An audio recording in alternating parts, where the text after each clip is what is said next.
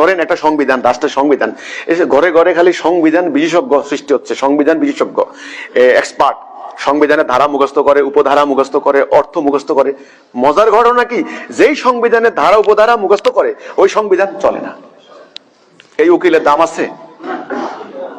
কথাটা বুঝছেন কিনা? এই উকিলের দাম আছে কিনা? কেউ কোর্টে গেলে এদেরকে ফিস দিবে কিনা? আমাদের দশা সেটা হয়েছে না।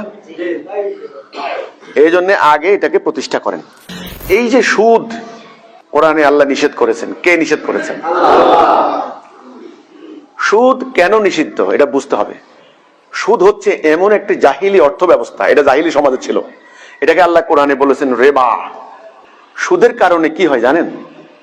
অর্থনৈতিক অবিচার হয়, ইনজাস্টিস, যেটা ইসলামের মূল স্পিরিটের বিরুদ্ধে, ইবলিসের আর একটা রাস্তা।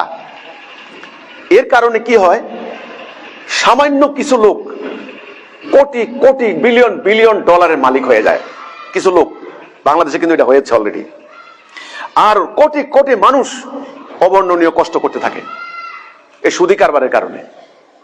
এই জন্য আল্লাহ তাআলা কোরআনে বলেছেন সুদ হারাম, ব্যবসা হালাল। যারা সুদ খায় তাদের বিরুদ্ধে আল্লাহ রাসূল জিহাদ ঘোষণা করেছেন, কথা খেয়াল করতে হবে কিন্তু।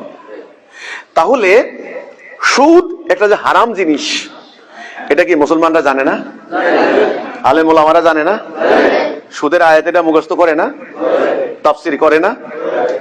হাফেজ সাহেবরা এটা এই আয়াতটা বাদ দিয়ে কি হেফজ হইতে পারছে, হেফজ করতে পারছেন নাকি?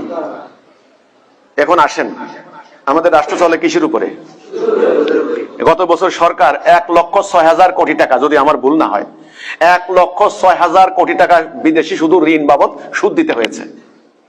পুরো অর্থনীতির বুনিয়াদ সুদের উপরে, আমদানি রপ্তানি সুদের উপরে, হ্যাঁ, বীমা প্রতিষ্ঠানগুলি সুদের উপরে। সুদ ছাড়া অর্থনীতি কল্পনা করা যায় না। পুরো ব্যাংকিং সিস্টেম পুরো সুদের উপরে। এখন আপনি কি করবেন? আপনি সিদ্ধান্ত নেবেন যে না, আমি সুদ খাবো না, সুদি ব্যাংকে যাব না, সুদি কারবার করব না, যে সুদ খায় তার ঘরে দাওয়াতও খাবো না। আপনার এই ধরনের কথার কোনো মানে নাই। রাস্তা দিয়ে হাঁটেন, এটা সুদি টাকার উপর নির্মিত রাস্তা। মসজিদ বানাচ্ছেন, মসজিদ কমিটি, উনি সুদ খায়।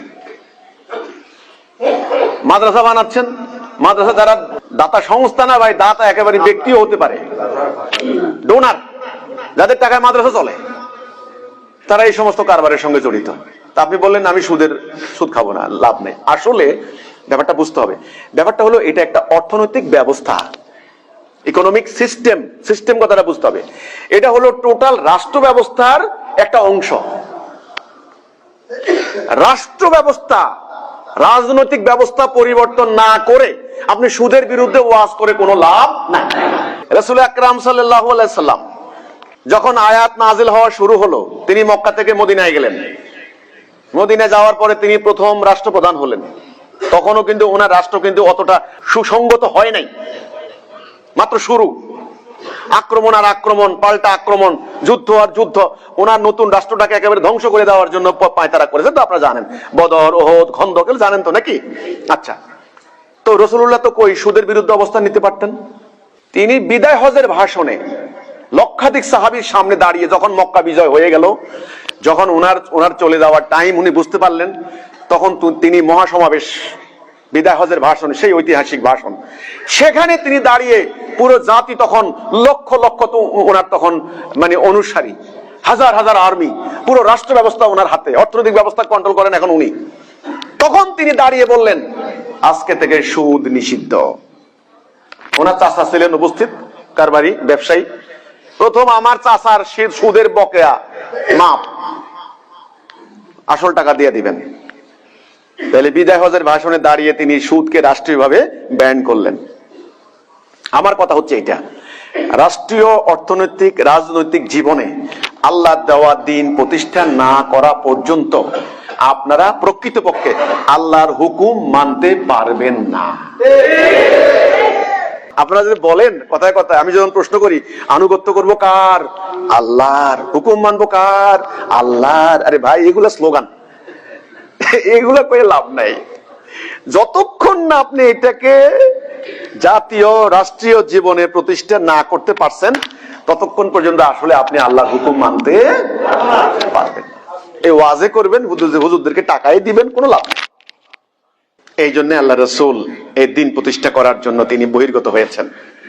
এই জন্য ওনার জীবনে 78টা যুদ্ধ করতে হয়েছে। উনি কিন্তু জায়গা জমি লুণ্ঠন করার জন্য যুদ্ধ করেন নাই।